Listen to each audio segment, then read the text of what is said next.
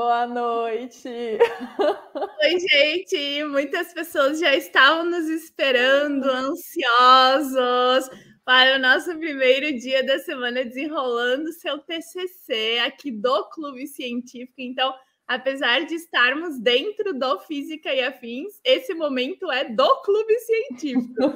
Então, eu e a Lorela, a gente vai começar essa semana que vai durar dia 28, hoje, dia 29 e 30, para trazer bastante conteúdo para vocês, conteúdo legal, importante.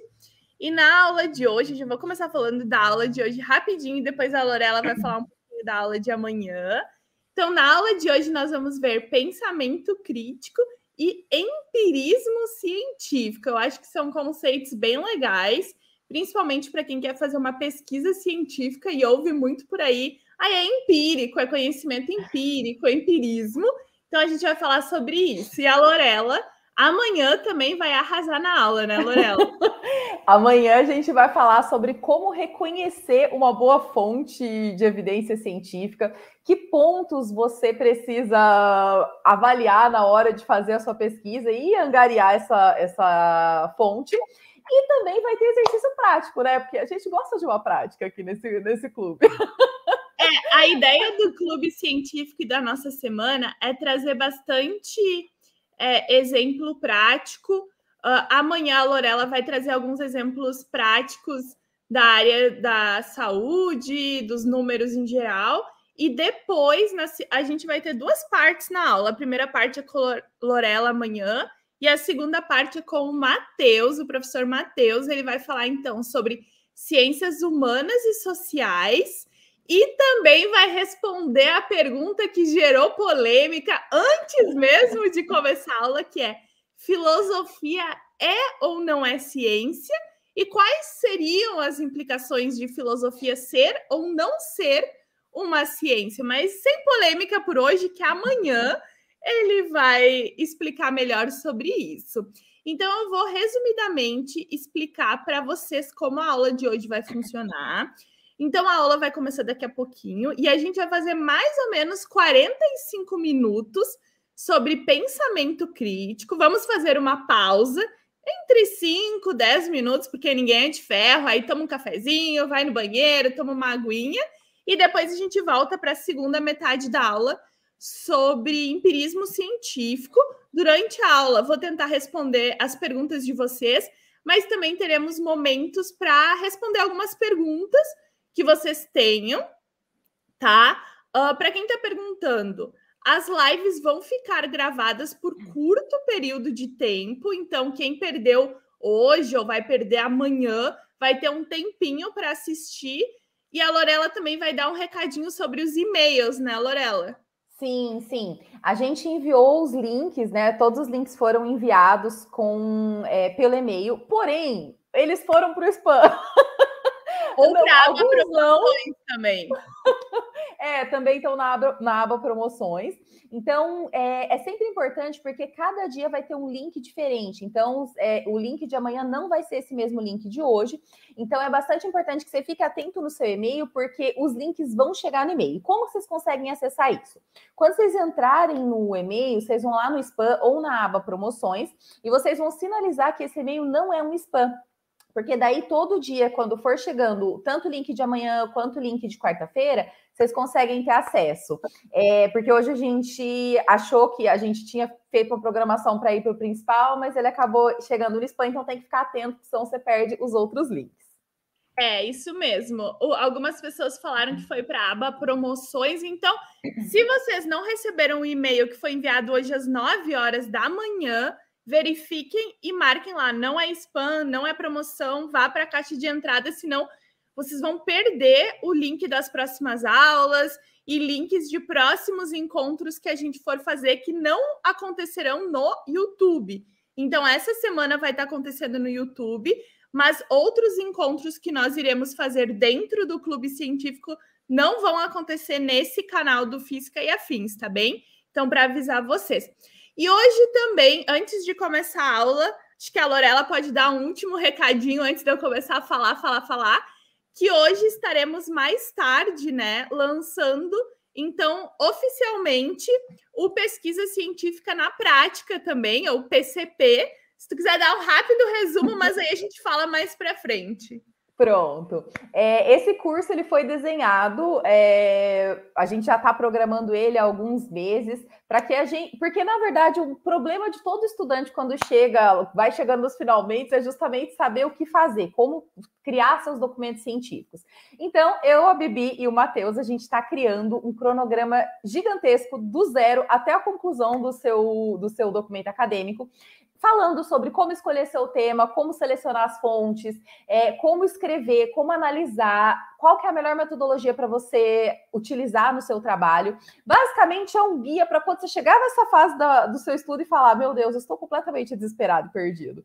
Então, esse curso ele veio justamente para te dar uma mãozinha nesse momento e tem um anúncio especial que hoje, quem estiver participando dessa aula ao vivo, vai ter um cupom de desconto e vai ser o único dia que a gente está com esse desconto maior. Mas isso a Bibi vai falar depois. Bom, gente, então é isso. Deem tchauzinho para a Lorela, que eu vou começar, então, a minha aula sobre pensamento crítico e empirismo científico. Todo mundo deu tchau, configurou. E a gente se vê amanhã. E amanhã, então, Lorela e Matheus vão dar aulas para vocês, mas eu venho também dar um oizinho na aula. Um beijo. Boa aula para todos. Bom, gente, então vamos começar a nossa aula sobre pensamento crítico, a parte 1, e a segunda parte sobre empirismo científico. Então, eu já vou começar a aula dando um exemplo para vocês. Vão me respondendo no chat para a gente começar a ter essa interação, porque eu quero escutar o que vocês têm para falar, responder as perguntas de vocês também, beleza? Então, quero todo mundo participando no chat, mandando pergunta, mandando comentário. Então, vamos lá. Quem aqui acha que é uma pessoa cética, uma pessoa que possui um pensamento crítico apurado? Quem aqui pensa que a gente tem que ter a mente aberta? Outro dia eu estava assistindo um mini documentário no Netflix, que eu acho que algumas pessoas talvez tenham visto, que chama De Rainha do Veganismo a Foragida. Então já fica uma dica para vocês. E nesse documentário teve uma parte que eu achei muito interessante para dar a introdução dessa nossa primeira aula, que foi quando a rainha do veganismo diz o seguinte: eu sou uma pessoa que eu tenho a mente aberta. Eu não chego e recuso uma ideia logo de cara. A minha mente é aberta, eu tendo a aceitar tudo. Aí eu fiquei pensando assim, gente, será que ter a mente aberta e aceitar tudo é de fato um ponto positivo ou seria um ponto um tanto quanto negativo em alguns momentos? Então a gente vai discutir um pouquinho sobre isso, tá bem? Então eu gosto muito dessa citação do Popper que fala o seguinte, e aí eu quero que vocês me ajudem a tentar entender a citação. Eu acho que muita gente já vai entender de cara. Se não formos críticos, sempre encontraremos o que queremos, procuraremos e encontraremos confirmações e devemos desviar o olhar e não ver tudo o que pode ser perigoso para nossas teorias prediletas. Então, essa citação do Popper, eu acho que ela entra muito bem nessa aula de pensamento crítico, porque muita gente quer encontrar algo e vai procurar este algo, beleza? Então, isso eu acho muito interessante. O que é pensamento crítico? Ele é o oposto do pensamento acrítico. Sério, Bibi, que tu vai dizer que o pensamento crítico é simplesmente o oposto do acrítico? Vamos lá, o que é um pensamento acrítico? Quando você automaticamente acredita em tudo que você lê, em tudo que alguém lhe conta, você não para se perguntar se aquilo é preciso, é verdadeiro, é razoável. E o preciso aqui vem de precisão, tá? Não de precisar. A palavra crítica, muitas vezes, ela é vista como algo ruim, como algo que gera uma briga, uma desavença, fulano está sendo crítico comigo, que falta de educação, que agressividade, né? A gente viu muito isso no debate que aconteceu recentemente. Ai, os cientistas agressivos, vibrem amor, não é mesmo? Então, um ponto importante é que o pensamento crítico ele é diferente da ofensa. Ofender não é criticar. O pensamento crítico ele é muito interessante e até mesmo positivo. E a gente vai discutir mais sobre isso na aula, tá bom? Como usar o pensamento crítico? Existem dois conceitos muito importantes, que é o ceticismo e a objetividade.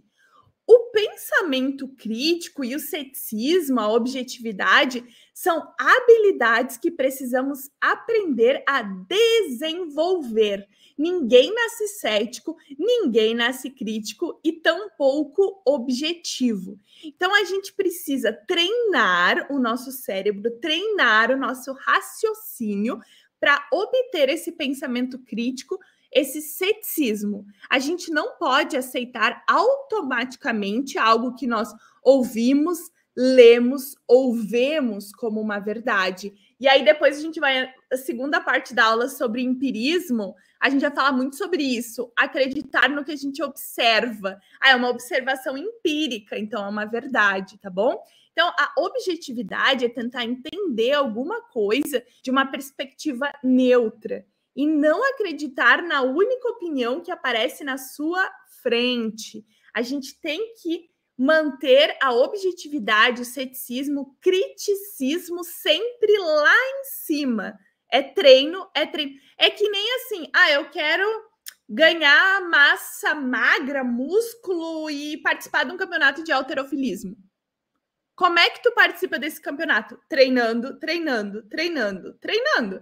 Como tu obtém o pensamento crítico? Treinando, treinando, treinando. Se tu não treina, tu não vai ter um pensamento crítico e um ceticismo.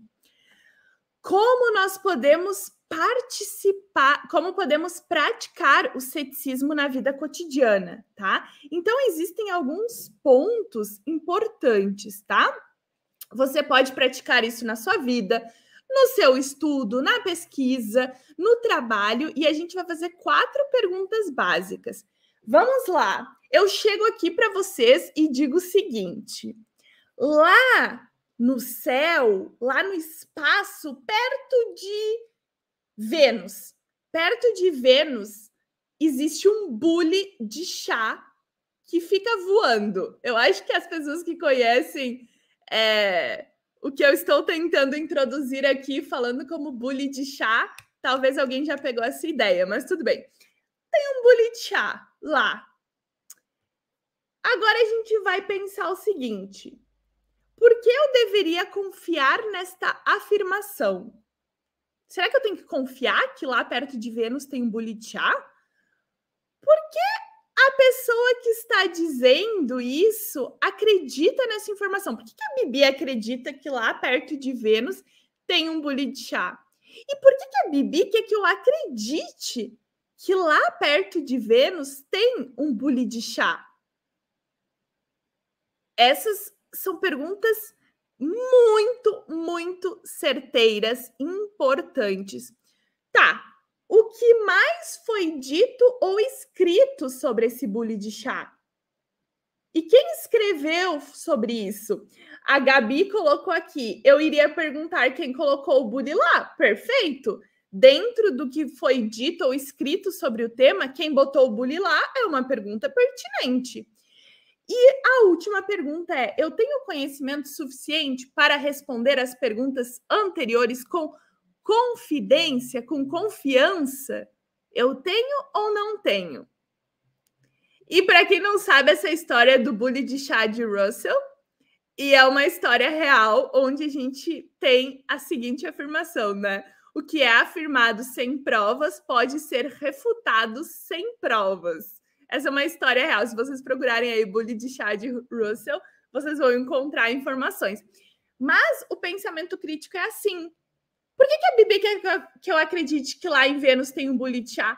Ah, porque ela vende pedaços do bule de chá, porque ela vende pacotinhos do chá que foi feito lá naquele bule. Ah, porque ela diz que se eu pagar, ela vai me levar para ver esse bule. Então, são várias afirmações que a gente tem. Quando uma pessoa vem e fala, compre essa pedrinha que vai curar tal doença. Por que aquela pessoa quer que eu acredite? Na maioria dos casos é porque ela vende essa pedrinha. Mas essas 4 perguntas são muito importantes em qualquer coisa, gente.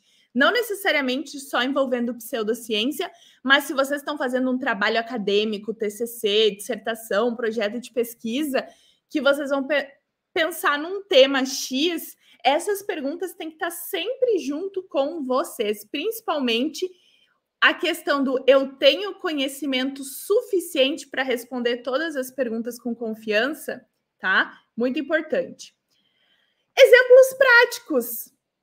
São exemplos que encontramos no Instagram. Soja versus autismo.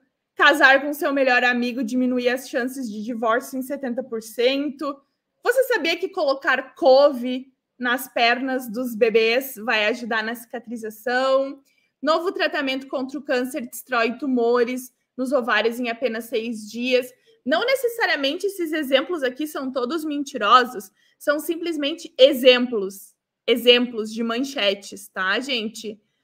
Então, nesses exemplos, eu confio, eu não confio, eu compartilho, eu procuro informações antes de compartilhar. Então, tudo isso são exemplos que eu trago para vocês do Instagram, que eles têm que ser todos os dias lidos com muito cuidado, com muita parcimônia. Por exemplo, do tratamento contra o câncer destrói tumores de ovários em apenas 6 dias, eu nem li o texto, eu só peguei aqui para dar esse exemplo na aula, porque pode ser verdade, pode ser mentira, pode ser distorcido, pode ser, pode não ser, tá? Então, a gente sempre tem que ler isso e pensar, faz sentido ou não faz sentido, tá bom? Então, continuando. Agora a gente vai falar sobre um ponto que aflige todos os estudantes na hora de uma pesquisa, o viés. Quem aqui sabe o que é viés? A gente tem vários tipos de vieses, mas eu vou abordar só alguns nessa aula, ou bias, também é chamado de bias em inglês, ou viés em português, tá bom? Então, o viés é a gente abordar algo de forma unilateral, que cria uma descrição distorcida das coisas, tá? Os conceitos de ceticismo e objetividade nos fazem tentar entender as coisas de forma realista. Por isso eu falei, ceticismo e objetividade são muito importantes. O viés representa o oposto. O viés faz com que a gente observe as coisas inteiramente por uma única perspectiva, que muitas vezes é dominada pelo nosso próprio preconceito. O viés acontece, por exemplo, quando estamos apaixonados. Aquela pessoa é a mais bonita, é a mais engraçada. Ai, eu nunca vi um menino tão lindo, uma menina tão linda, divertido, legal, simpático. Aí quando vocês brigam, separa aquele namoro, tu pensa, como eu fiquei com aquela pessoa? Aquela pessoa era uma, sei lá, sem respeito pelos outros, uma chata pra caramba, desrespeitou a fulano e beltrano, mas quando a gente tá apaixonado, meu Deus, ninguém pode falar daquela pessoa porque ela é linda, maravilhosa, perfeita e por aí afora. Então, o viés, ele não necessariamente representa algo horrível na nossa vida, mas ele tem que ser visto com cuidado, porque às vezes a gente está apaixonado por aquela pessoa e deixa que aquela pessoa faça coisas ruins contra a gente, porque a gente está cego e não consegue enxergar o que existe ali de fato, a gente fica dominado pelo viés. Assim como quando vamos fazer um trabalho acadêmico, eu quero muito pesquisar, sei lá, aromaterapia, eu quero muito pesquisar reiki, eu quero muito pesquisar tal produto de maquiagem. Se a gente deixar o viés nos dominar, a gente não faz uma pesquisa como um cientista deve fazer, um pesquisador de forma neutra, de forma clara, de forma objetiva, tá? Então, a gente tem que lutar contra o viés, tá bem? Aí, nós temos dois tipos de vieses, o consciente e o inconsciente. O inconsciente, gente, é o mais difícil. E todos nós temos vieses. Ninguém é 100% neutro. Isso é impossível, tá? Consciente é quando a gente deliberadamente apresenta uma visão unilateral de algo ou explicitamente mantém uma opinião unilateral. Tu sabe que tu tá cometendo viés, mas tu continua. O inconsciente é quando as decisões ou opiniões de alguém são distorcidas e elas nem estão cientes disso. Eu sempre falo que pensamento crítico e ceticismo são sinônimos, quase sinônimos de autoconhecimento. Como é que tu quebra vieses? Realizando autoconhecimento.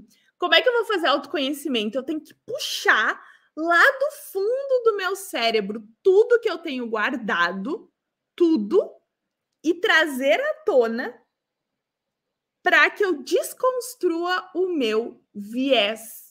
E isso pode, inclusive, afetar o meu trabalho acadêmico. Dependendo da área acadêmica que tu trabalha, isso pode afetar. Por exemplo, muitas pessoas que trabalham com temas que envolvem, por exemplo, antropologia, a questão de alguma pesquisa de sociologia, muitas vezes as pessoas querem pesquisar um tema que elas estão muito em contato. Por exemplo, eu quero pesquisar sobre o sexismo na academia, mas eu vivo sexismo na academia. Eu posso apresentar uma visão enviesada, às vezes, porque eu preciso, porque por vezes eu estou ali em contato com aquele tema o tempo todo. Então, por isso, alguns professores recomendam que tu não faça trabalho acadêmico de algum tema que te afete diretamente. Por exemplo, eu vou pesquisar sobre tópico X, mas a minha casa apresenta o tópico X, a minha comunidade, o meu entorno. É difícil tu te desvincular do tópico e apresentar um trabalho científico neutro. Às vezes o viés está inconsciente. Então, quando vocês forem pensar num trabalho de pesquisa, num projeto de pesquisa, pensem sobre isso também. Sobre que tipo de tópico vocês estão escolhendo, tá bem? Então, isso é muito importante. O viés da viés de sobrevivência. Gente, eu tranco a língua um monte, tá? A tendência de apenas pensar em exemplos de sucesso de algo, deixando de considerar o quadro mais amplo, em que a grande maioria de todos os casos são falhos. Gente, esse é um viés muito usado. No grande debate que tivemos recentemente, esse viés foi usado muito. Ao conduzir experimentos e avaliar pesquisas, ser capaz de minimizar preconceitos de todos os tipos é uma habilidade vital. Ao ler, escrever e falar criticamente, é igualmente vital o mais ciente possível das fontes potenciais de preconceito nas outras pessoas e no seu próprio pensamento. E esse viés de sobrevivência, muitas vezes, ele é atrelado ao viés de confirmação. Confirmar algo que tu acredita. Eu quero que dê certo. Eu quero que exista, tá? O viés de confirmação define a tendência humana de usar nova informação apenas para confirmar suas crenças pessoais sem tentar melhorar o próprio conhecimento. Então, eu acho muito importante que a gente pense sobre isso, sobre os tipos de vieses que podem aparecer na nossa pesquisa científica. E se, na verdade, a tua pesquisa ela é uma pesquisa que tu tá tentando pensar com a cabeça de cientista ou com a cabeça da pessoa que vive aquele momento. Inclusive, tu vai dizer, mas só na área de humanas? Não. Por exemplo, eu estou fazendo uma pesquisa sobre, sei lá, alguma coisa dentro da física, das exatas, e eu quero tentar provar um ponto. A minha hipótese, ela se baseia em provar um ponto. Aí chega em determinado momento da pesquisa e eu vejo que a minha hipótese está errada. Está errada a minha hipótese. Ao invés de eu ir lá e assumir que a minha hipótese está errada, eu fico tentando os malabarismos para tentar provar a minha hipótese inicial, um viés de confirmação. Então, isso é muito importante, tá? Bom, agora o próprio viés de confirmação, ele é o inimigo do ceticismo e da objetividade, tá? Então, é muito importante que a gente pense sobre isso. É impossível evitar o viés, tudo tá meio enviesado de alguma forma, mas a gente tem que tentar nos livrar do viés de alguma forma. Por isso que alguns pesquisadores, na parte de discussão do trabalho, eles apontam as próprias falhas. Eles vão lá e dizem, esse trabalho apresentou falha aqui, aqui, aqui, aqui, aqui. Porque eles estão tentando se livrar de tudo que tem de viés, de tudo que tem problema, tá bom? Olha, eu vou responder essa pergunta aqui do Teófilo. Bota um robô para pesquisar que ele é livre de enviesamento. Quem é que programa o robô? Quando tu está trabalhando com programação, eu trabalho com programação também. Quem que programa o código? Quem programa a inteligência artificial que vai responder aquele problema? É um ser humano. E o código inicial daquele código também pode ser enviesado. Tanto que existe uma discussão enorme na área de inteligência artificial sobre a ética dentro da inteligência artificial. Porque os algoritmos são programados por seres humanos e seres humanos são enviesados. Olha isso, nem os algoritmos de computador são livres disso. Então, tudo possui um viés, tá? O viés de confirmação foi cunhado, na verdade, né, por Peter Watson em 1968, mas esse comportamento já havia sido descrito por outros estudos antes de 68. Eu trouxe esse artigo aqui, Reasoning About a Rule, que é o primeiro artigo onde o termo viés de confirmação apareceu, tá? Então, é muito importante que vocês pensem sobre isso, tá? Quem aqui tem alguma dúvida sobre a questão da inteligência artificial, procurem livros que falem sobre ética e inteligência artificial, tá bem? Dogmatismo, tá? O pensamento crítico não argumenta que não há lugar para tradição ou crença, ou que podemos compreender ou explicar tudo, mas exige que a gente parta para testar o que pensamos, que sabemos e os limites do que não sabemos. Ou seja, o pensamento crítico ele é o oposto do dogmatismo, tá? O dogmatismo, ele não deixa que a gente pense, que a gente critique. É um dogma. É aquilo ali, pronto. Não vai existir uma maleabilidade, uma flexibilidade, tá bom? Então, não sei se alguém mais quer fazer alguma pergunta, alguma coisa. Eu vou continuando e eu estou tentando dar alguma lida aqui nas perguntas de vocês, tá? Exatamente, Raquel. A questão não é, né, escrever algo 100% sem viés, é identificar ou reduzir isso ao máximo, tá? Então, eu acho, sim, revisão por pares é muito importante, mas o teu trabalho científico, ele parte de algum lugar. Esse lugar que ele parte já tem que ser um lugar que tente ser livre de vieses, tá? Então, eu acho que é muito importante que a gente pense sobre tudo isso, tá bom? Continuando. 5 técnicas para que você crie, melhore ou exerça o pensamento crítico, tá bom? 5 técnicas que a gente vai ver agora mesmo. Aprender a compreender e avaliar o raciocínio. Gente, eu só quero fazer um ponto aqui importante, um momento para todo mundo prestar atenção. Quero todo mundo prestando atenção. Tudo isso que eu estou falando até agora é super aplicado quando vocês estão fazendo uma pesquisa acadêmica ou começando, escolhendo um tema. Que tema vocês vão escolher? Como vocês vão escolher esse tema? É um tema que eu me identifico por qual razão? Por que eu quero pesquisar esse tema? É porque eu tenho uma paixão pelo tema ou uma curiosidade sem paixão? É porque eu estou avaliando de forma crítica ou eu estou tentando ser dogmática? Tem muita gente que mistura isso, tá? Então, como eu estou escolhendo meu tema de pesquisa? E essas técnicas que eu vou ensinar agora, elas servem para quem vai começar o TCC, quem vai começar a pesquisa científica, tudo isso serve para vocês, tá? Então, compreender e avaliar o raciocínio, tá bem? Então, o raciocínio envolve fornecer suporte convincente e rigoroso para uma afirmação ou crença, ou uma explicação para algo. Quando a gente vai fazer um trabalho científico, tudo que tu afirma tem que estar explicado.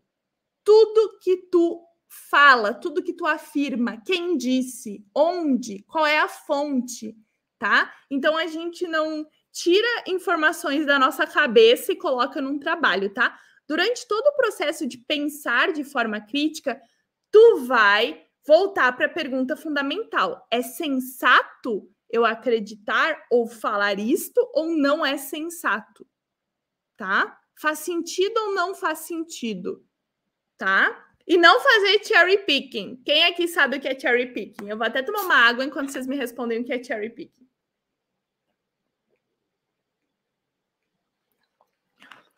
Que eu vou falando.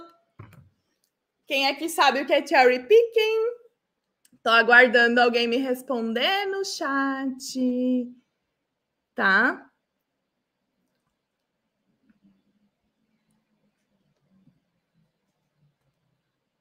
Ninguém? Chat tá lento? Bom, eu só quero, enquanto vocês me respondem, eu vou responder aqui o Quiron. Eu acho importante se identificar com o tema, pelo menos nas áreas de humanas e linguagens, até porque o grosso de pesquisa dessas áreas foram de pessoas que partiram de um lugar de fora. Eu não falei nessa aula que tu não pode se identificar com o tema. Eu falei que tu tem que pensar por que tu estás te identificando com o tema. Tu te identifica com esse tema porque tu acha um tema interessante, curioso e legal de pesquisar? Ou tu te interessa pelo tema porque tu quer provar uma crença pessoal, tu quer confirmar um viés? Existe uma diferença no que eu estou afirmando. Uma coisa é eu afirmar por que tu quer esse tema. Outra coisa é eu falar, tu não pode se identificar com o tema. Se tu não gostar do tema, tu não vai ter vontade de pesquisar. Então, cuidado para não distorcer o que eu estou falando aqui, tá bom? Isso mesmo, cherry picking é escolher só o que interessa e deixar de lado o que poderia questionar a visão defendida.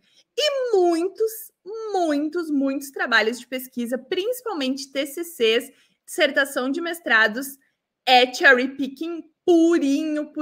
Não tem um argumento contrário, é só concordando, como se o tema fosse uma unanimidade mundial, tá? Continuando. 2, aprender a entender e avaliar evidências. Isso a gente vai ver amanhã na aula com a Lorela. Como vocês vão avaliar evidências, entender as evidências que vocês estão encontrando, tá? Que tipo de evidências vocês podem encontrar, tá? Evidências são informações coletadas para apoiar um ponto de vista ou para oferecer um relato específico de como as coisas são. Elas podem vir de muitas formas e tu precisa examinar essas evidências para entender se elas são confiáveis, se elas não são confiáveis, encontrar material útil, relevante, reconhecer se esses materiais são úteis ou relevantes e avaliar o que é confiável e o que não é confiável, tá bom? Então, eu acho muito importante que a gente foque também nesse segundo ponto. Amanhã a aula é sobre isso. Olha a Lorela aí no chat, gente. É sobre isso, tá? Funciona para mim. É a primeira não confiável. Exatamente, tá bom? Deixa eu ver o que mais. Vamos responder aqui. Se o tema for uma dificuldade particular no assunto em questão, mas que pode vir a beneficiar mais pessoas que passam pela mesma questão, pode ser trabalhado? Dá um exemplo. Como assim? Uma dificuldade particular no assunto em questão? É algo de psicólogo? Um problema? Enfim, não sabemos. Deixa depois, Thiago, que eu te respondo mais para frente. 3. Aprendendo a entender e levar em conta o viés. Esse é um outro ponto interessante. A gente precisa levar em conta esse viés. O viés está na nossa vida, vamos aceitá-lo, abraçá-lo, vibrar amor pelo viés, gente. Pessoas e fontes são todas enviesadas da sua própria maneira. Não existe essa coisa de uma perspectiva objetiva perfeita. Ignorem isso, que não existe a perspectiva perfeita objetiva, tá? Entretanto, entender de que maneira você traz o viés para o seu trabalho científico, para o estudo, para a vida é importante. Você precisa aprender a avaliar, reorganizar esses conceitos e questões que existem dentro de você, de forma a reduzir suas distorções de pensamento. E isso, gente, vale também para a área de exatas, porque olha só, amanhã também na aula, o Matheus vai falar muito sobre a questão do quantitativo, do qualitativo, mas toda pesquisa, ela começa de um quali. Uma afirmação um tanto quanto polêmica, mas é verdade, porque veja bem, até na física, quando tu vai fazer uma pesquisa científica, toda a tua introdução, todo o método que tu vai escolher para fazer o cálculo, ele é quali, é uma discussão quali. Por que é uma discussão quali? Por que eu estou escolhendo esse método e não estou escolhendo aquele método? Por que, sei lá, de 4 métodos eu escolhi um e não escolhi outro? Até a linguagem de programação que tu usa pode ter uma explicação que fica ali tênue entre o quali e o quant, por vezes. Eu vou usar esse tipo de linguagem porque ele apresentou resultados mais rápidos para o tipo de algoritmo que eu estou pesquisando. Por que eu vou escolher um Bootstrap e não vou usar um Jackknife, que são métodos aí? Por que eu vou usar esse tipo de fit, um chi-square, e não vou usar o fit tal? Por que eu vou apresentar os meus dados num gráfico do tipo, sei lá, X e não vou apresentar no gráfico do tipo Y? Todos esses porquês, eles são ali um pouquinho quali também, porque o pesquisador fez uma escolha baseado em outros trabalhos, baseados em testes, baseados em muitas coisas. Então, isso também é um pouquinho quali e pode ser enviesado também. Então, tudo a gente precisa entender da onde vem e ter uma explicação para isso, tá? Eu estou confundindo a cabeça de vocês ou as coisas estão indo bem, gente? Vamos ver o que a Mona Lisa disse. Estou fazendo o TCC. Meu tema partiu de uma curiosidade, de certa forma, é uma questão que me afeta enquanto mulher, ok? Mas sinto que sou aberta, entre aspas, mas eu acho que tu só estava tentando focar no aberta, né? Deixar ali em destaque, para lidar com resultados diferentes do que às vezes é. Então, seriam resultados diferentes do que tu espera, correto? Tu iniciou uma pesquisa que te afeta enquanto mulher, tu tem umas hipóteses na tua cabeça, mas tu tá aberta para se essas hipóteses não forem corroboradas. É mais ou menos isso, né? Eu acho que tá ok, assim. Show, tá? É isso, tá? Eu vou continuar. Pior o quali e quant. Amanhã o professor Matheus vai falar sobre isso também, tá bom? Exatamente. O Matheus está concordando com o quali e quant, um pouco quali, um pouco quant. Ok, todo mundo está indo bem até agora. Eu não entendi muito bem como identificar meus vieses. Pensa assim, vamos lá. Como identificar um viés? Pensa uma coisa que tu tem para ti que é uma verdade, mas tu não tem muita certeza, tá? Tu acha que é uma verdade. Mas aí vem uma pessoa e te dá um contra-argumento e tu te irrita, tu fica irritada. Pô, isso é uma mentira, porque não sei o quê. E aí meio que tu perde a razão de como argumentar com aquela pessoa. É meio que um viés teu que tu tem que trabalhar um pouquinho. Eu sei que às vezes existem coisas óbvias na nossa vida, mas que a gente tem que tentar entender como argumentar elas sem se estressar. Ou às vezes a pessoa tá te dando argumentos coerentes, mas tu não consegue rebater aqueles argumentos e aí tu fica irritada, ou triste, ou chora, ou braba. E isso pode identificar alguns vieses. Ou, por exemplo, tu torcer o nariz para algo antes de conhecer aquele algo. Eu vou torcer o nariz para tal coisa que eu ouvi falar, mas tu nem sabe se aquela coisa é boa, é ruim. Isso é um viés inconsciente. Tu torcer o nariz antes de raciocinar se aquilo é bom ou é ruim, entendeu? É um pouquinho o viés, tá? É isso. Sim, o viés na área de exatas tem muita relação com a forma de interpretar dados, com a forma de explicar os dados, com a forma de explicar os erros, quando os erros, as barras de erros são grandes. Gente, um pouco rápido, mas é porque a aula tem bastante coisa mesmo. Tá? Viés tem base emocional, alguns sim, alguns têm base emocional, sim. Tá? Confesso que tenho receio do método quantitativo por causa de cálculos. Confesso que não tive uma boa base na faculdade e estou fugindo desse método. Depende do trabalho, não tem como fugir, tem que ir para os cálculos, sim, tá? 4. Se tornar um usuário crítico da tecnologia.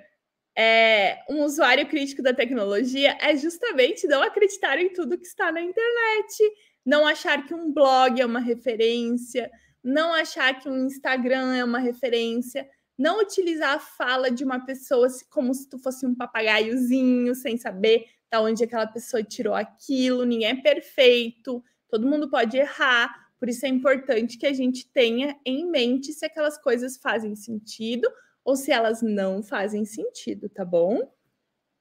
Então, acho que é importante. Lucas, vamos ver o exemplo do Lucas com pirula. Eu acreditava que a movimentação da mandíbula corroborava com o meu viés vegano de achar que o ser humano é mais herbívoro. Mas o pirula desmentiu isso. Fiquei bravo, mas aceitei. Eu te entendo. Às vezes a gente acha algumas coisas e depois fica bravo, porque não era, mas a gente tem que aceitar, né? A ciência tá aí para isso mesmo, tá? Vamos ver o que o professor Matheus disse. Dependendo da pergunta de pesquisa, o desenho metodológico quantitativo é inevitável. Amanhã o Matheus vai falar sobre isso, né? Gente, amanhã a aula do Matheus vai estar incrível. Vamos lá. Escrever e ler com confiança, tá? Então, você precisa escrever com embasamento científico. Cada frase que você escrever, você precisa ter um argumento do porquê aquilo foi escrito. Gente, isso é uma coisa interessantíssima em pesquisa científica. Fulano, por que tu escreveu isso aqui? Porque estava no livro. Por que isso aqui é uma verdade? Porque estava no livro. Porque o fulano disse. Porque o ciclano escreveu. Tá, mas por que o ciclano escreveu? Gente, isso é muita pegadinha. Foquem aqui. Tudo. Assim, gente, levem para a vida. Levem para o caixão de vocês. Tudo que vocês escreverem em um trabalho científico, vocês têm que saber explicar o porquê. O céu é azul. Por quê? Tá? Isso é uma das dicas mais importantes da vida de vocês na pesquisa acadêmica, na pesquisa científica. Por que tu escrevestes isso? Por quê? Mas é que isso há anos é aceito na biologia, na química, na física. Sim, por quê? Mas é que tá no livro do fulano. Tá, mas por que tá no livro do... Por que o fulano escreveu isso? O fulano tirou isso da onde? Não, né? Tem uma base teórica para isso, tem uma explicação para isso. Então, gente, é nessas frases que o professor, a banca, o orientador pega vocês. É nesse ponto que a vergonha vem e vocês vão passar essa vergonha em algum momento da vida de vocês. Todo mundo já passou. Eu já passei, vocês vão passar, todo mundo vai passar. Mas tem que explicar da onde vem e o porquê detalhadamente. Não é porque está no livro. É uma verdade? Ok, é uma verdade. Tá, é uma verdade. Mas por que é uma verdade? Entendeu? É isso que eu tô tentando explicar para vocês. Olha, isso me lembra um professor de matemática dizendo que as provas dele na universidade eram enormes, com várias páginas, porque tudo tinha que ser demonstrado. Olha, eu lembro que uma vez eu fiz uma prova de métodos matemáticos na física. E aí o professor botou uma pergunta lá. E a pergunta era simplesmente tu usar uma equação que ele tinha demonstrado na aula para conseguir calcular. Tu já partia do resultado da demonstração, só que na hora da prova eu não lembrava a tal equação. Aí eu gastei 2 páginas da prova de métodos matemáticos de física, né? Métodos matemáticos em física, demonstrando a equação para depois conseguir responder a pergunta. Aí o professor na aula, na correção da prova, Bibi, por que tu demonstrou tudo? Não precisava demonstrar. Eu falei, professor, porque eu simplesmente não lembrava da equação que eu tinha que usar. Eu só lembrava como que fazer a demonstração, e da demonstração eu cheguei na equação e cheguei na resposta. Aí o professor falou, então tá, se tu chegou na resposta e tu entendeu, tranquilo, mas não precisava fazer tudo isso. Eu falei, gente, mas eu não me lembrava da equação, eu sou péssima em ficar decorando coisas. Então é isso, sabe? Eu acho importante, tá? Perfeita essa colocação, Bibi, porque a gente mesmo pode se passar pelo corretor para melhorar a pesquisa que fazemos. Às vezes vamos no automático de só escrever o que lemos. Cada pontinho, porque de onde veio, quem disse. Tu não precisa necessariamente escrever no TCC ou no trabalho, mas tu saber explicar se alguém te perguntar, entendeu? Por exemplo, sim, respondendo aqui ao Isaac. É necessário explicar tudo ou é uma questão de saber o que colocou e o porquê colocou? Na maioria das vezes é uma questão de saber o que colocou e por que colocou. Não necessariamente tu vai ter que escrever assim, o céu é azul, pois... Não, o céu é azul, segue falando, mas se o professor, a banca, o orientador, alguém falar, tá, mas por que o céu é azul? Tu saber explicar por que o céu é azul. Então é mais uma questão de saber explicar do que escrever tudo, beleza? Então, gente, agora vai ser um pouquinho antes do nosso intervalo e eu quero falar para vocês sobre o Pesquisa Científica na Prática, tá? Que é o meu curso com a Lorela e essa semana de lançamento. Após o intervalo, vamos falar sobre empirismo científico, sobre autocorreção científica, sobre por que apenas observar não é o suficiente. Mas antes disso, eu quero falar sobre o Pesquisa Científica na Prática, ou PCP. Todas as informações que vocês precisam estão, tá, no clubecientifico.com.br. E esse trabalho, esse projeto foi desenvolvido por mim, pela Lorela, pelo Matheus, para ajudar todo mundo que precisa sair do zero e chegar em algum lugar, tá bom? Não sei o que eu estou fazendo na pesquisa, eu preciso fazer uma dissertação, uma tese, um TCC, um projeto de pesquisa, estou perdido, seja humanas, exatas. Então, o Pesquisa Científica na Prática vai ajudar vocês. Entre no www.clubecientifico.com.br para maiores informações. Se alguém tiver interesse, como a gente falou, hoje, só hoje, teremos esse cupom QUERO33 para vocês ganharem um super desconto. O curso vai acontecer em maio, ao vivo, porque eu gosto do ao vivo, eu gosto de estar falando com vocês e explicando para vocês cada detalhe. No total, nós teremos 24 horas de aula durante o mês de maio para vocês saírem de lá e fazerem, escreverem o que vocês precisarem fazer. Nós vamos dar para vocês também modelos prontos de um projeto de pesquisa, de um TCC, o esqueleto para vocês colocarem as informações de vocês, tá bom? clubecientifico.com.br com o cupom QUERO33 para vocês terem descontos. Agora a gente vai fazer uma pausa, tá? E a gente vai voltar para a parte do empirismo científico, beleza? Então, vamos falar sobre empirismo, autocorreção. Então, a pausa vai até as 20 horas. Até as 20 horas. E depois vamos seguir por mais uns 40 minutos, 45, sobre empirismo científico, tá? Para quem está perguntando, a live vai ficar salva, sim, por alguns dias. Quem quiser o curso PCP vai ganhar essas lives salvas, os slides, tudo para a eternidade aí de vocês, tá bom?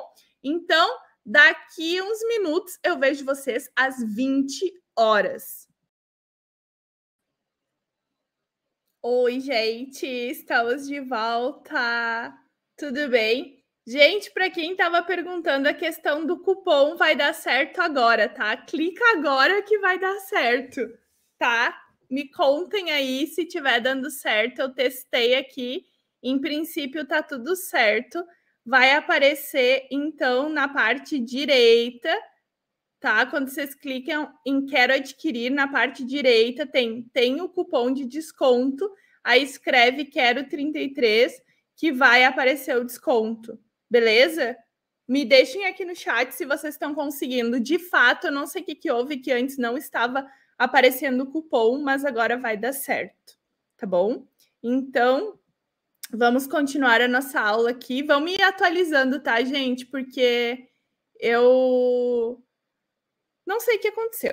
Agora sim, apareceu, está na parte direita. Obrigado, Raquel. Muito obrigado, tá, gente? Acontece, né? Ninguém é perfeito. Eu não sei mexer nas coisas direito. Então, clubecientifico.com.br e aí quero 33. Agora a gente vai falar sobre empirismo científico. O que é isso? O que é uma evidência empírica? O que é um método científico? Beleza? Quem aqui já ouviu falar sobre isso? Ah, obrigado, gente. Agora foi. Beijo. Uriel, deu certo. Uriel é o nosso time técnico aqui, que estava me ajudando, então deu tudo certo, tá? Então vamos continuar a nossa aulinha aqui, que está muito legal. Lembrando que amanhã, às 19 horas, teremos como saber se uma fonte científica é confiável e na segunda metade, ciências humanas e sociais. Filosofia é ciência, não é ciência, e com exemplos práticos, tá bom? Então, show de bola. Vamos continuar. Gente, todas as informações estão no site. Vão descendo que lá tem tudo. Tem detalhado aula 1, aula 2, aula 3, aula 4, tudo certinho, tá bom? O que é o empirismo? Isso é uma coisa que a gente escuta muito. Empirismo e metafísica. Ah, é metafísica. Ah, é empírico. Ah, é metafísica. É empírico, tá? Então, gente, na filosofia, o empirismo é uma teoria do conhecimento que enfatiza o papel da experiência. Então, uma experiência, uma observação empírica. Na filosofia da ciência, então, como eu falei, é uma teoria do conhecimento que enfatiza os aspectos do conhecimento científico que estão relacionados com experiência. Toda pesquisa científica vai partir de uma observação empírica. Eu observei um fenômeno, eu observei algo, tá? Então, é um requisito fundamental do método científico que todas as hipóteses e teorias são testadas contra observações do nosso mundo natural. Então, vamos lá. A gravidade. Vamos fazer teste, vamos tentar falsear, vamos colocar tudo à prova, tá? Através da observação. Mas a observação por si só, ela não é uma prova de nada, tá? Então, a gente tem que ter observação? Tem. Mas ela comprova algo? Não. A observação é o primeiro passo para ir além, tá bem? Então, assim, a ciência é considerada metodologicamente empírica por natureza, mas o empirismo não é tudo, tá? Ah, alguém está reclamando da imagem. Tem uma opção no YouTube, gente, que é acho que uma chavinha, tipo uma engrenagemzinha, que tu pode aumentar a qualidade do vídeo, porque às vezes a tua internet baixa a qualidade do vídeo para economizar Wi-Fi, economizar dados, mas aí tu pode botar numa qualidade mais alta, tá bom? Então é isso. Evidência empírica. Na ciência não existe o tal experimento crucial, o experimento único, aquele experimento que vai me dizer tudo. Isso não existe, tá? Então a gente tem vários experimentos, vários cientistas que vão trazendo informações para a gente, tá? Então, isso é muito importante que a gente tenha esse conhecimento, tá bom? A evidência empírica é um processo complexo que implica o uso de métodos próprios e cuja característica essencial é incluir de forma sistemática uma ampla gama de estudos publicados, mas também não publicados, tá?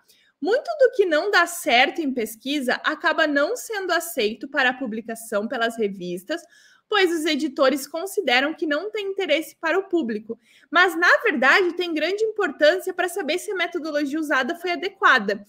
A gente vai discutir no PCP também sobre por que um resultado negativo é um resultado e por que um resultado negativo é importante na tua pesquisa. Muita gente acha, não deu certo. Tá, mas o que não deu certo? O que é não dar certo? Então, isso é um outro ponto que a gente tem que discutir muito. Então, a pesquisa científica ela é feita em bloquinhos, tijolinhos, que vai construir toda uma parede do conhecimento. Vamos colocar que, na verdade, a ciência é uma parede feita de brita. Não vou falar tijolo, porque tijolo é muito grande. Alguém sabe o que é uma brita? Acho que aqui no Rio Grande do Sul fala brita, mas acho que no Brasil todo deve falar brita. Não sei, mas britas são pedras bem pequenininhas, e aí tu vai encaixando e vai fazendo uma parede de brita, porque tijolo já é muito grande. Então, um experimento aqui, um experimento ali, uma pesquisa aqui, uma pesquisa ali, e vai construindo toda uma parede de conhecimento, tá bom? Agora, vamos falar sobre método científico. É brita mesmo, obrigado, Fernando. Então, é isso, gente. A evidência... eu vou dar um exemplo de evidência empírica para vocês, ou de observação empírica. Quem aí já assistiu os vídeos dos nossos amigos terraplanistas? Eu vou dar um tempo para vocês pensarem aonde eu estou chegando. Quem aí já viu vídeo de terraplanista fazendo observação empírica, entre aspas, eu vou botar observação empírica, porque observação empírica é algo sério dentro da ciência, mas nos vídeos dos nossos amigos terraplanistas não é. Quem aí já viu? Eu vou até ver se eu tenho aqui um instrumento muito importante nesses vídeos. Quem aí pegou a referência? Gente, isso é uma régua, tá? Quem aí pegou a referência dos nossos amigos terraplanistas? Eles pegam uma régua, colocam na praia, assim, a régua e... é plano! O mar é plano! Segundo eles, é uma observação empírica. É isso. A régua é reta, o horizonte do mar é reto, logo a Terra é plana. Mas não é... Isso não é uma evidência empírica, mas para eles é. Por isso, muita gente fala... isso mesmo, pegar a régua para analisar a borda. Muita gente aqui se ligou com a minha réguinha. E muitos dizem que esse ato é uma evidência empírica, mas não é, gente. Uma observação empírica são observações que a gente pode fazer num laboratório. Tudo bem, nos tempos mais antigos, vamos colocar assim, quando, sei lá, Galileu Galilei estava observando com suas lunetas, ele começou de uma observação empírica, né? Quando ele foi explicar que, na verdade, a Terra que girava em torno do Sol e não o contrário. Então, Copérnico falou, depois Galileu falou, e Galileu fez vários experimentos com diversas lunetas e começou a medir. Ele começou de uma evidência, uma observação empírica através das lunetas, mas ele sistematizou esse conhecimento para comprovar o que Copérnico já havia previsto, que é o quê? Que o Sol está ali no centro e a Terra está girando, tá? E não que a Terra é o centro do universo. isso começou de uma observação empírica, mas que foi sistematizada através do conhecimento. Então, gente, colocar uma régua no mar não é uma observação empírica, tá? Mas, enfim, eu só queria ilustrar para vocês esse tipo de questionamento. Sim, e na sequência também falam que a teoria da evolução é empírica. E se a gente evoluiu de macacos porque meu avô não é um macaco, enfim. Pode até ser uma observação empírica, não, mas não para aquilo que eles querem afirmar. Só dá para dizer que o horizonte parece reto em nossa perspectiva da praia. Sim, isso mesmo, é uma verdade, mas a gente não pode afirmar que daí a Terra é plana partindo daí. Vocês conseguiram pegar essa ideia de evidência empírica, observação empírica? Eu acho importante a gente falar isso, porque muita gente fala sobre observação empírica como eu observei aqui na minha casa, então é uma verdade. Mas o que a gente observa na nossa casa pode nos enganar. Observação empírica é uma observação que tu faz. Ponto. Acabou.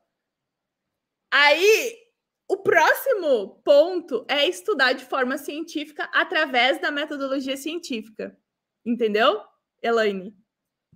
A pergunta que foi. Então, o que é uma observação empírica? É algo que tu observa, mas que tu não pode afirmar nada dali. Porque os nossos sentidos, o senso comum nos engana.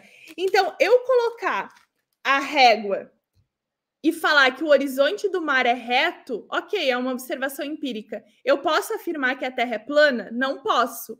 Observei empiricamente que, aparentemente, da minha perspectiva, é reto. Mas aí, eu ir além daquilo já está errado. Aí, o que eu teria que fazer? Bom, como é que eu vou provar que a Terra é plana ou não é plana? Como é que no passado eles fizeram isso? Através das sombras, né? Aquela diferença de sol, a sombra que batia nos postes. Depois a gente tem que ver a figura completa. Tu observar só o teu quadradinho da praia não representa o todo, não representa a Terra como um todo. Se tu fizer uma foto panorâmica, tu já vai ver que tem uma curvatura. Tu já sai do plano que é só aquele pouquinho que tu tá olhando, entendeu? Então é mais ou menos isso. Tu tá no teu laboratório e tu observou que, sei lá, uma molécula se comporta de determinada forma. Tá, é uma observação empírica. O que eu vou fazer agora? Eu vou continuar o método científico, vou formular uma hipótese, vou ver o que já existe sobre o tema e assim por diante, tá bom?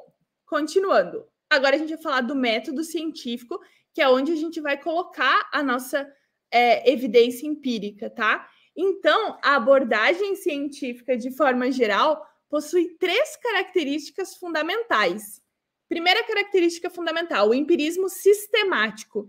Refere-se ao aprendizado baseado na observação.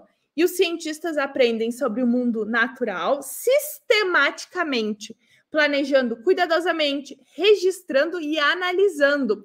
Quando eu falei que Galileu fazia observações empíricas com lunetas, ele sistematizava, ele anotava, dia tal, observei o céu, vi essas estrelas, esses planetas. No dia seguinte, observei isso. No dia seguinte, observei isso. E aí tu vai registrando. Quem aí já fez trabalho de laboratório com logbook? Quem aí sabe o que é um logbook, meu povo? Quem faz trabalho de laboratório. Gente, logbook é uma ferramenta muito importante em qualquer pesquisa científica, seja ela quali, seja ela quant. Eu vou falar para vocês também no PCP um pouco sobre logbook, ferramentas que vão ajudar a nossa vida, e o logbook é um deles, tá bom? Segundo ponto, abordagem científica. Se preocupa sobre essas questões empíricas, como o mundo realmente é, portanto, podem ser respondidas com observação sistemática. A gente já está levando essa abordagem científica. Tudo bem, fiz uma observação, vamos sistematizar essa observação. Vamos tentar responder perguntas que venham dessas observações. O terceiro ponto importante é o conhecimento público. Depois que tu faz perguntas, faz observações, tira algumas conclusões, a gente tem que publicar esse trabalho. Aqui eu estou resumindo o método científico muito resumidamente, tá, gente? Tem mais passos aí no meio, mas aqui é um resumão mesmo para essa aula. Isso geralmente significa escrever um artigo para publicação, tá bom? Continuando. Publicação. Agora eu quero falar sobre publicação. Uma coisa importante. Amanhã a Lorela vai vir para derreter. Eu falo para a Lorela, dá-lhe pau, Lorela, porque o que vai acontecer? Ela vai dizer como a gente vai identificar se algo é confiável. Agora eu vou dizer que não é confiável. Polêmica. Eu vou falar assim, tudo é uma grande mentira. Como a gente vai saber se é uma grande mentira ou não é? Então, aguarda que eu vou continuar falando sobre isso. A ciência é um processo social. Ela é uma colaboração em larga escala entre muitos pesquisadores distribuídos no tempo e no espaço. Olha que filosófico, gente. A ciência é um processo social, uma colaboração em larga escala entre muitos pesquisadores distribuídos no tempo e no espaço. Ao longo de todos os tempos, pesquisas foram feitas. Quais foram as primeiras descobertas científicas? E responder no chat o que vocês acham que foram as primeiras descobertas científicas. Eu vou continuar falando, depois eu volto. Nosso conhecimento científico atual, da maioria dos tópicos, é baseado em muitos estudos diferentes, conduzidos por muitos pesquisadores diferentes que compartilham seus trabalhos uns com os outros ao longo dos anos, tá? Existiu um momento que o conhecimento não era sistematizado, gente. Olha que loucura. Eu vou fugir um pouco do foco, mas eu vou falar para vocês. Quem aqui pensa só, como vocês acham que o conhecimento científico era produzido quando não existia papel, quando não existia impressão? Quando não existia impressão, o que os cientistas faziam? Tá? E existe um momento da história onde o conhecimento começou a ser sistematizado, ser visto como um objeto de pesquisa. É muito louco isso, gente. A gente está aqui na filosofia da ciência quase. Vamos continuar que depois eu tô só dando uns spoilers para vocês aqui. A publicação permite que a ciência seja autocorretiva. Então, cientistas individuais entendem que, apesar de seus melhores esforços, seus métodos podem ser falhos e suas conclusões incorretas. A publicação permite que outros membros da comunidade científica detectem e corrijam esses erros para que, ao longo do tempo, o conhecimento científico reflita cada vez mais a forma como o mundo realmente é. Então, 2 pontos importantes da ciência. Um processo social, porque é uma colaboração em larga escala entre muitos pesquisadores distribuídos no tempo e no espaço, e autocorretiva. Um ponto importante da ciência é a autocorreção. Tudo bem, existia papiro, existia tábua de argila, existia, porque as tábuas da Babilônia foram feitas como? Com argila num forno, tá? Agora eu vou falar uma coisa, o papiro. Como é que o papiro escrevia? Uma pessoa tinha que escrever?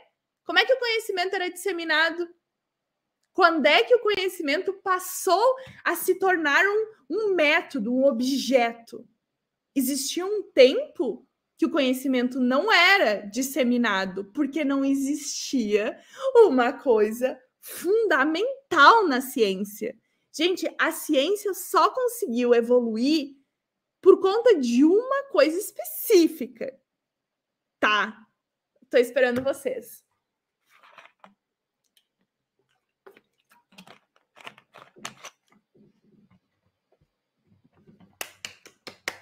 Palmas para o Thiago! Muito bem! O conhecimento só pôde ser disseminado com a invenção da impressão. Antes da impressão, os cientistas começavam do zero. E aí foi através do registro impresso e do avanço da publicação literária que esse conhecimento foi disseminado por todo mundo. Isso aí chegou mais ou menos no período que é chamado de Revolução Científica, que foi precedido pelo Iluminismo. Antes a gente teve a Revolução Científica, que foi marcada... O fim da Revolução Científica foi marcada pelo Princípio de Newton. Então, quando Newton publicou o Princípio, foi mais ou menos o fim da Revolução Científica, aí começou o Iluminismo, mais ou menos assim. E nessa época, no começo da Revolução Científica, foi mais ou menos o período onde a gente teve uma separação clara entre religião e ciência. Antes era tudo misturado. E nesse período houve a invenção da impressão juntamente com o avanço da publicação literária. Então, os livros começaram a ser disseminados, cópias e cópias foram disseminadas. Então, isso foi o que permitiu. E hoje em dia, a ciência ela só evolui da mesma forma, através do conhecimento científico difundido através das publicações, que os cientistas vão investigar o que outras pessoas estão fazendo e vão avançar a partir do que outra pessoa fez. Então, aqui vem a frase do Newton: eu só vi mais longe porque eu estava o quê? Sobre os ombros de gigantes. Quem são esses gigantes? Na verdade, são muitas pessoas que formam um gigante. Não existe... Claro, existem grandes pensadores da ciência, mas esses pensadores foram nos ombros de outros grandes pensadores, e assim a gente vai indo, tá? Gente, eu já meio que fugi um pouco do tema, tá? Mas, não sei se vocês estão achando interessante, que eu me empolgo aqui, tô até com calor já na minha live, gente, porque eu sou muito empolgada, né? Então, a gente tem que esse avanço durante a Revolução Científica, que separou ciência, separou religião, a produção literária aumentou, a gente tem, então, esse processo social científico e que foi produzido em larga escala. E aí, nesse momento, a ciência deu esse boom e foi mais longe, e aí teve um avanço que foi a Revolução Científica, dando origem ao Iluminismo. Então, mais ou menos isso, tá? Continuando. E um tópico, uma curiosidade interessante, que quem começou a criar essa ideia de enxergar descobertas passadas como um método sistematizado foi Heródoto, que é o pai da história. Que a história, na verdade, ganhou o termo, a palavra história se tornou o que nós conhecemos hoje por conta de Heródoto. Porque ele escreveu 9 livros, né? Onde nesses 9 livros ele descreveu guerra. Eu acho que era a guerra do quê? Da Pérsia, não é? Me corrijam aí, gente, por favor. Posso estar falando besteira, mas acho que foi a guerra dos persas, não foi? Algo do gênero. As guerras médicas. Então, ele que sistematizou e transformou o passado num objeto de pesquisa, tá? Então, a ciência, ela foi ganhando forma e o método científico passa a dar as primeiras engatinhadas com Heródoto, o pai da história. E por conta de Heródoto enxergar o passado como um problema de pesquisa, que a gente foi evoluindo na história da ciência e hoje nós chegamos nessa grande comunidade científica. A comunidade científica, ela ganha a imagem de comunidade científica também nesse período, mais ou menos aí, da Revolução Científica, tá? Antes não existia essa ideia de comunidade científica, existiam grupos locais. Esses grupos locais, eles eram pensadores, amadores, etc. Mas o termo, assim, comunidade científica só foi surgir muito depois. Se eu não estou enganada, eu acho que um dos primeiros grupos oficiais foi a Real Academia de Londres. É Londres, gente. Do Reino Unido, se eu não estou enganada, que contou com pessoas tipo Charles Darwin, cantou com muita gente importante. Enfim, vamos continuar aqui, porque senão eu vou ficar falando de história, tá? Fuja das manipulações, tá? Dentro dessa comunidade científica, nós temos muitas manipulações. Polêmica, polêmica, polêmica. Manipulações sutis ou não tão sutis aparecem em diversos estudos, inclusive um pesquisador muito legal que chama John Ioannidis, eu não sei se fala assim, escreveu um artigo muito famoso e polêmico em 2005, onde ele afirma que a maioria das descobertas científicas publicadas são falsas. Lorela, lute. Matheus, amanhã vocês lutem para rebater o que eu estou falando hoje. O que ele disse, que é realmente difícil realizar um bom estudo. E admitiu que certamente também publicou descobertas incorretas. Existem muitos vieses, erros e problemas em potencial que podem interferir na obtenção de um resultado confiável. Eu botei confiável e confiável, gente, deve ser um erro, mas um resultado confiável. Me perdoem que o meu slide está errado, confiável e confiável, mas enfim. No entanto, apesar dessa conclusão, Ioannidis não renunciou à ciência. Em vez disso, ele jurou proteger a ciência. E aí, o que foi que ele fez, gente? Ele criou um projeto junto com outro pesquisador, onde eles vão atrás de quem está fazendo besteira para essa pessoa se retratar, tá bom? O artigo é esse, para quem quiser ler, Why, porque, né? Why most published research findings are false. Então, porque a maioria dos resultados de pesquisa publicados são falsos. Polêmica, Lorela, lute. Matheus, lute. Porque, gente, eu jogo polêmica mesmo. E isso é um tema cada vez mais loucaço, assim, tá? Então, assim, gente, pensem sobre isso.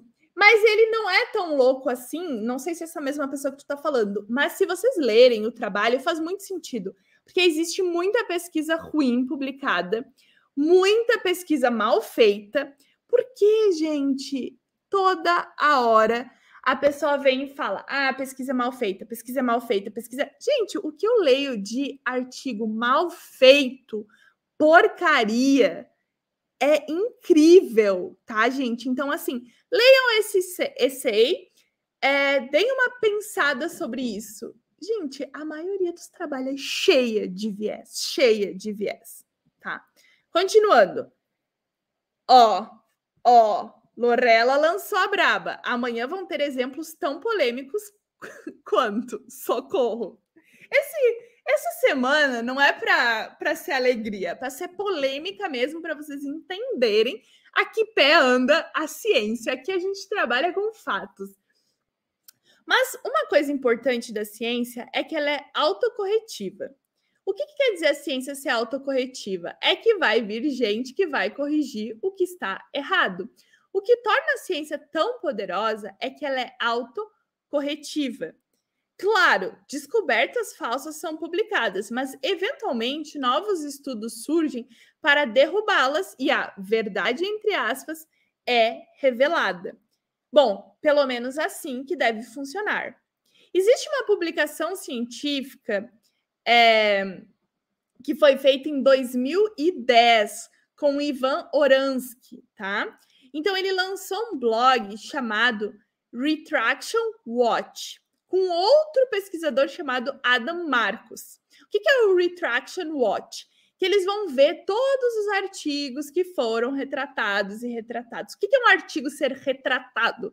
É quando ele é publicado, muitas vezes revisado por pares, mas ele está errado e precisa ser retratado porque alguém escreveu uma carta para o editor e falou: filho, isso está ruim, está um cocôzinho, então vamos retratar.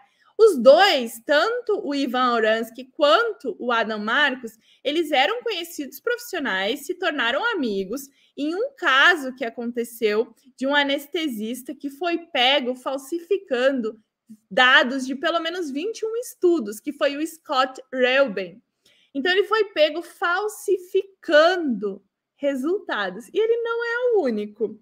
Não é o único. Teve um caso muito famoso nos Estados Unidos também de uma química que ela falsificou um monte de análises de sangue. Tá até no Netflix, gente. Para quem quiser assistir, não me lembro o nome da série, mas eu acho que alguém vai, obviamente, lembrar o nome.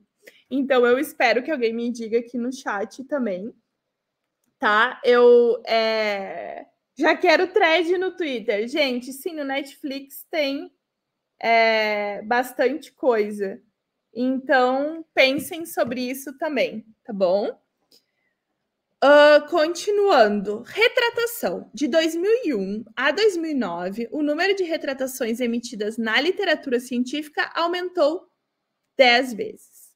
Em 2009, tá, gente? Esse é um dado antigo, porque já passou mais 10 anos e as retratações aumentam, aumentam e aumentam. Vamos ver o que o Lucas falou. Acho que muita gente pensa, como minha mãe, que os cientistas são uma unidade fechada e ela fala, os cientistas não se decidem. Ora alguma coisa tá certa, ora tá errado. Gente, é assim mesmo, porque é autocorretiva, né? Gente, tudo certo aí com os cupons de vocês, conseguiram se inscrever. Se tiver algum problema, avisem no chat já que temos pessoas cuidando também para nos ajudar, tá? Então, por favor, já vou até botar o link de novo para quem quiser dar uma olhada, tá bom? Para vocês se inscreverem no Pesquisa Científica na Prática, clubecientifico.com.br e utilizem o nosso cupom QUERO33.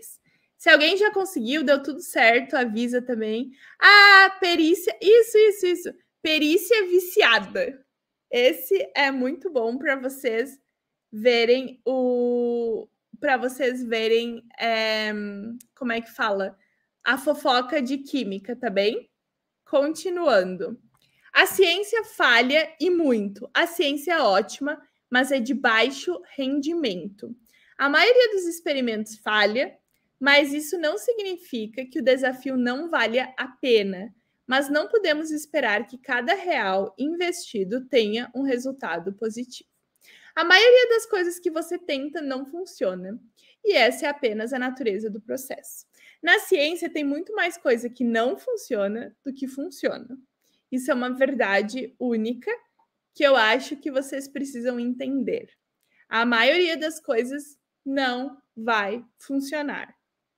Não adianta, não vai funcionar. Então, gente, eu acho que vocês precisam lembrar disso na hora de fazer ciência. Às vezes a gente fica assim triste porque tal coisa não funcionou, mas logo por isso a importância também de colocar o que não dá certo, que aí um outro cientista não perde tempo tentando algo que já não deu certo, entendeu? Eu acho que isso é muito importante na hora de fazer pesquisa. Não sei se vocês já tentaram fazer alguma coisa que não deu tão certo. Essa frase parece aquela página coach de fracassos. É sobre isso. Bom, vou dar um exemplo para vocês. Um exemplo 1. A gente está quase chegando no final das nossas polêmicas e exemplos, tá?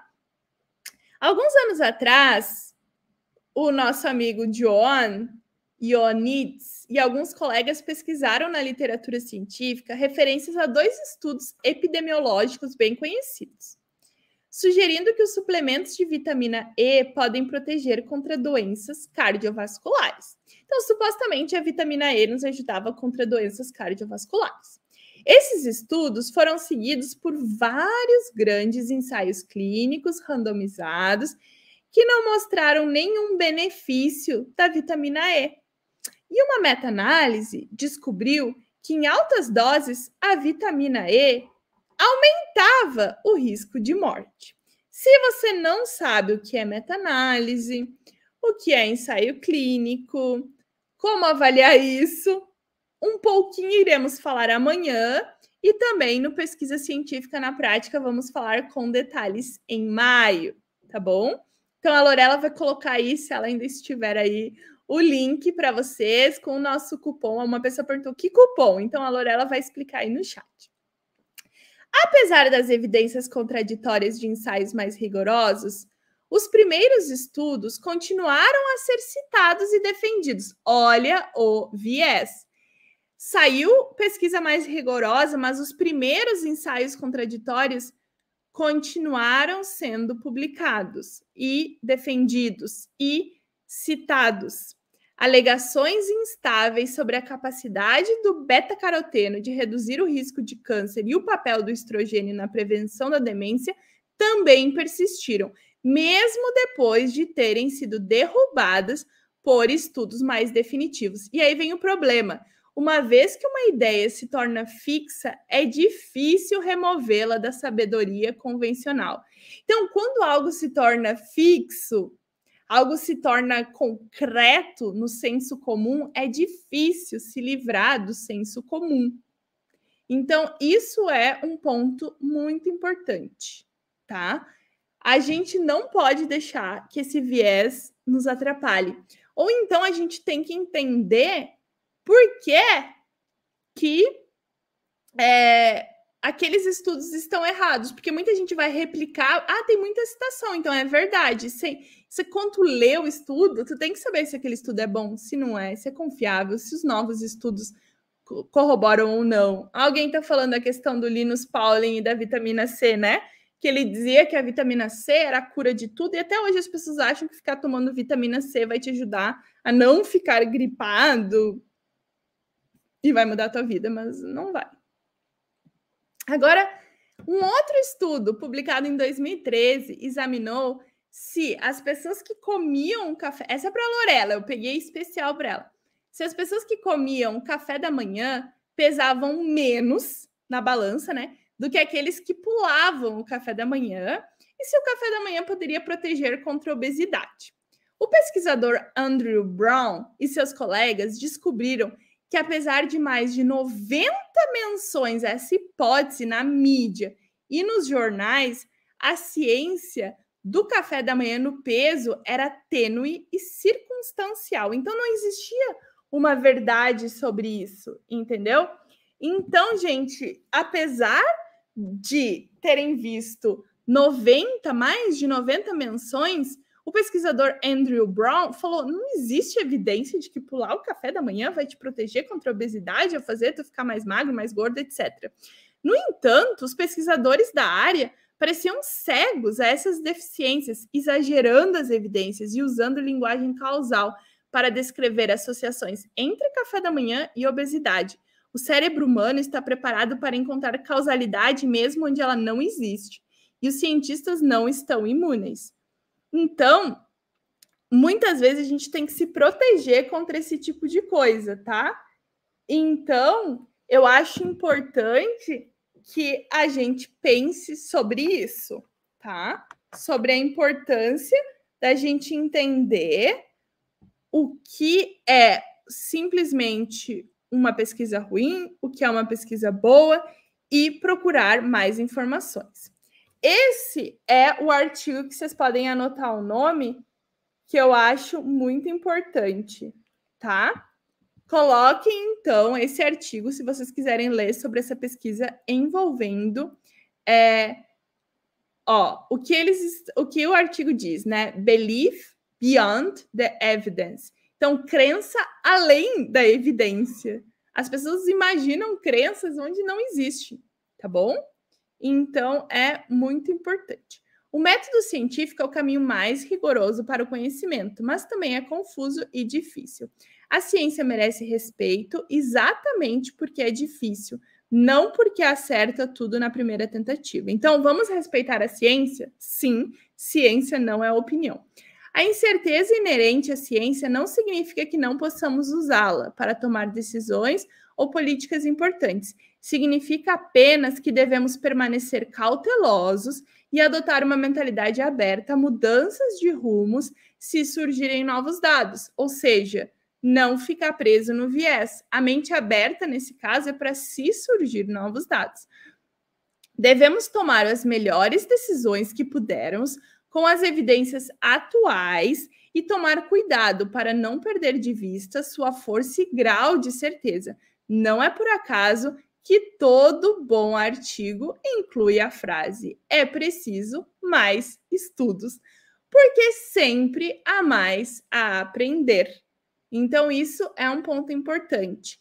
Todo artigo bom, e às vezes os que não são bons, incluem a frase: é preciso mais estudos. Então, isso é importante. Bom, gente, esse é mais ou menos o final da minha aula. Amanhã teremos exemplos práticos de artigos. Eu vou deixar um tempinho aqui para as dúvidas, tá?